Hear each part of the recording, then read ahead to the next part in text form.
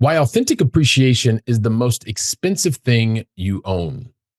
Today's episode is sponsored by Billy Keels Advisory Services. If you want to learn more about how to make your 99 optional, just go to makeitoptional.com. Once again, that's makeitoptional.com.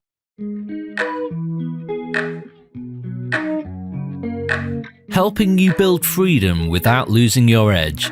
This is the Going Long podcast with Billy Keels.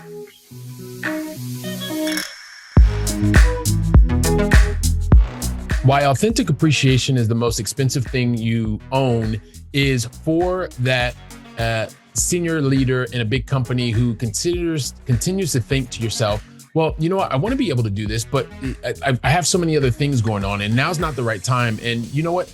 I'll get to it eventually. Here's what I want to share with you in this very, very brief episode. As you know, I like to keep these solo episodes very brief. I want to share something with you that I consistently hear in conversations that I'm having, usually in a direct message, and then get on the phone with somebody and have a Zoom conversation or whatever.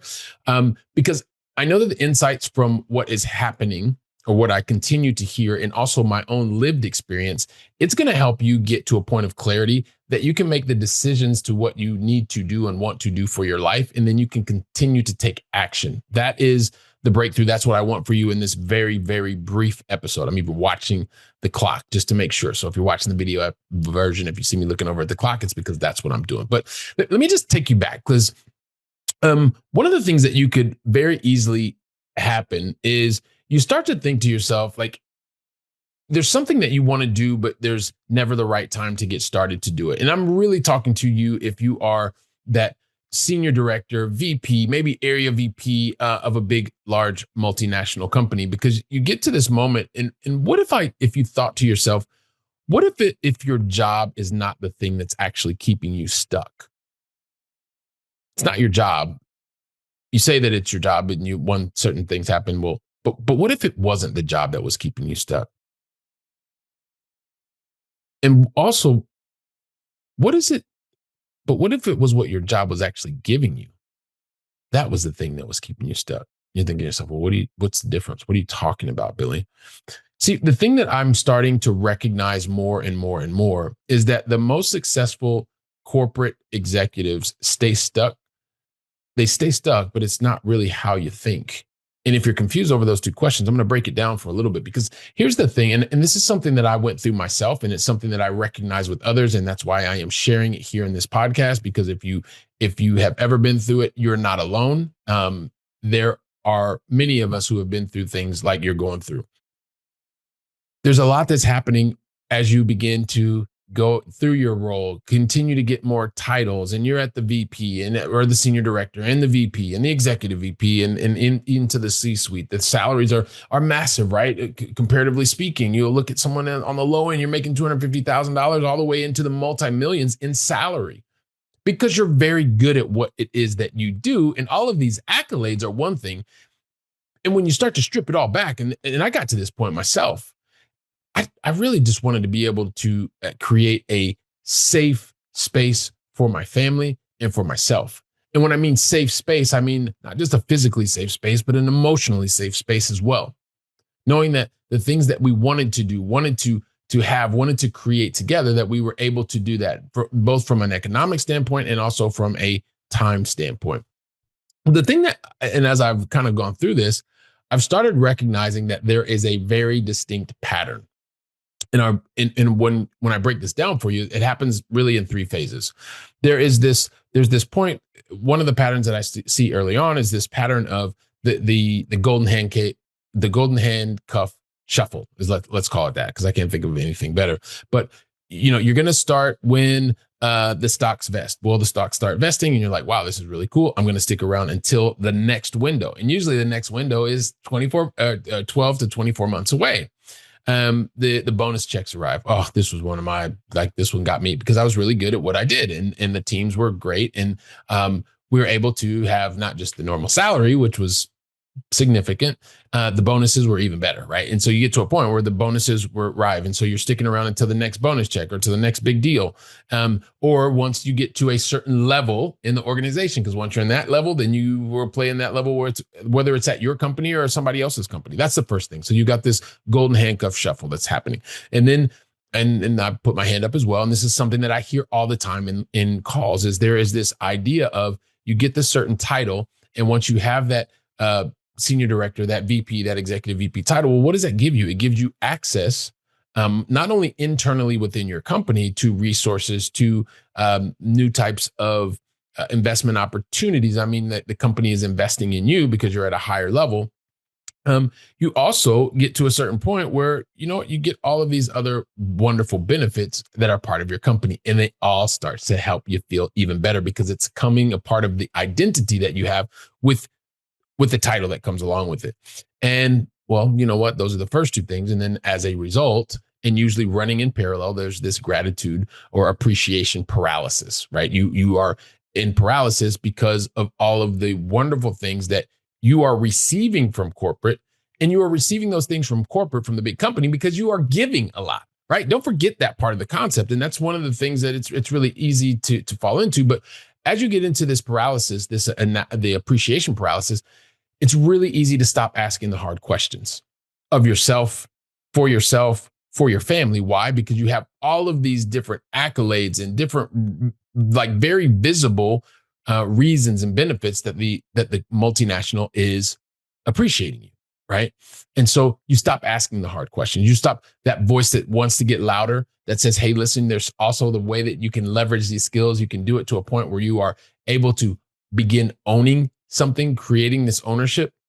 All of these things start to happen. And, like, here's the thing, even with all of the things that are happening today, I mean, we're looking at over and over. I mean, even recently, like the one of the big enterprise software players, Oracle, like, apparently is going to be laying off another 30,000 people, like, of a company that only, quote unquote, has 160,000. That's very significant.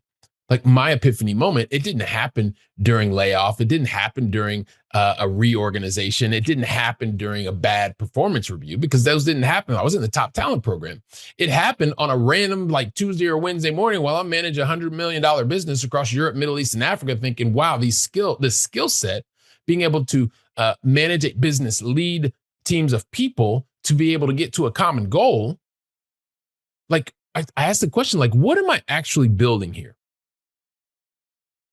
And a lot of, I'm having conversations with, when people come, chatting with them through the DMs and LinkedIn specifically, but then getting on calls, and the question comes up all the time. And I had the question myself, what am I actually building here? Like, what do I get to take with me when I go?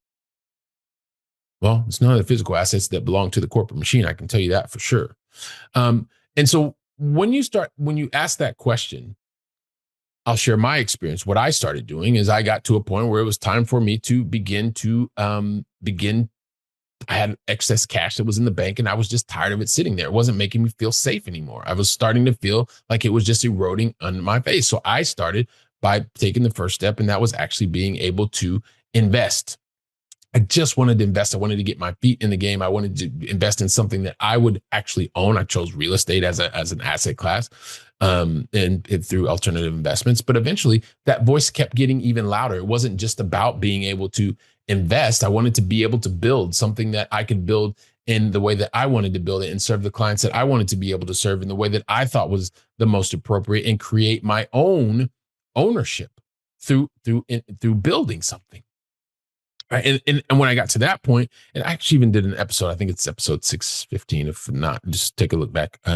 But the reason I share this story is, and it goes back to why this authentic appreciation is the most expensive thing that you are owning. Why? When you're in the corporate life, because all of this appreciation for all of the things that you are receiving, don't forget they're coming because you're giving so much.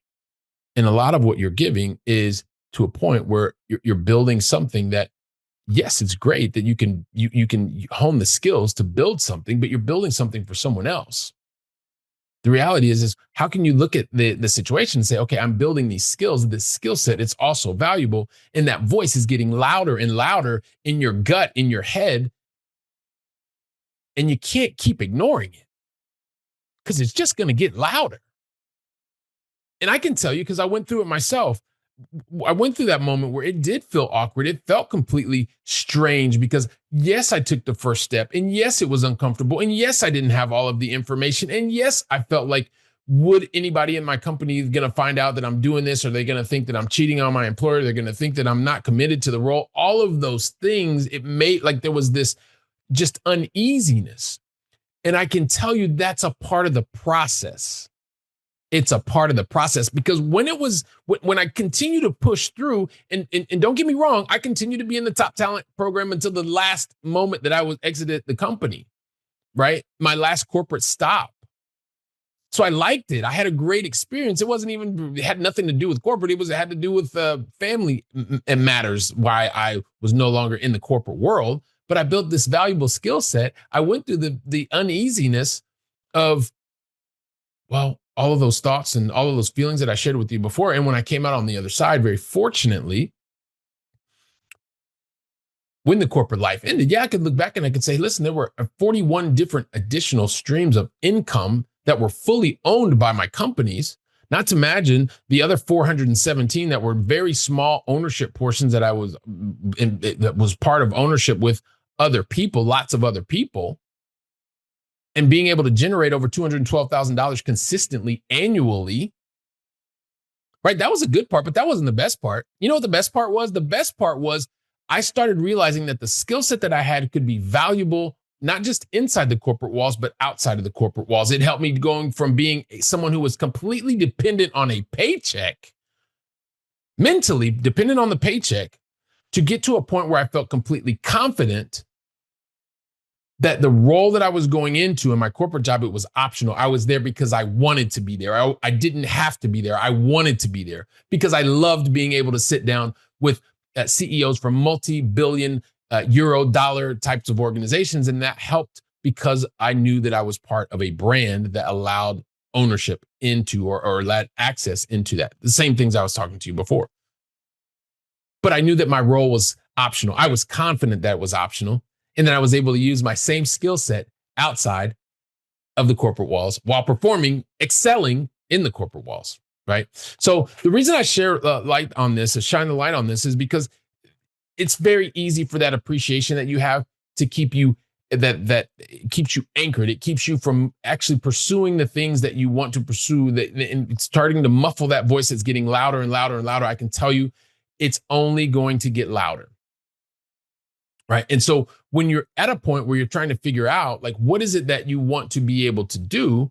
Well, I'll tell you, it's to realize that you can appreciate and at the same time, you can advance towards your goal, towards your dream, getting to that point where you are confident that you're going into your role every day because you want to, not because you have to. That's when you get to optionality.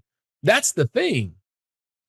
And so, in the show notes, there's a proven path. Like, it's the path that I took. It's the path that I'm helping hundreds of other executives, senior leaders be able to do that are in corporate. So if any of this feels like it's something that you have gone through or are going through, you know what? If it's easy for you, just download the guide. You can take it. It's absolutely free. Like, just leave your email. That's the only thing I ask. Leave your email and you'll get that. You can stay in touch with us and what we're doing, but more importantly, take that guide and it gives you a proven roadmap, one that has worked in the past, one that is currently working, and one that's going to get you to your goals and dreams. So, and if it's not you, and you know someone who is today is suffering from that authentic appreciation, it's keeping them blocked, it's keeping them stuck, share today's episode. Be that person that cares enough to share it with someone else, and then don't just share it, just get involved, help, right? Make sure that you pick up the phone. You go to that person and you talk about it. You go from the theory of what I'm talking about to actually the practice. And if you ever want to connect, you know where to find me. You can find me on LinkedIn. As Deion Sanders says, I ain't too hard to find. And we're happy to pick up the conversation there. So in the meantime, you know what? I just want to say thank you very much. I am going to be here preparing for the next episode. So go out and, like I said, make it a great day. And thank you very, very much.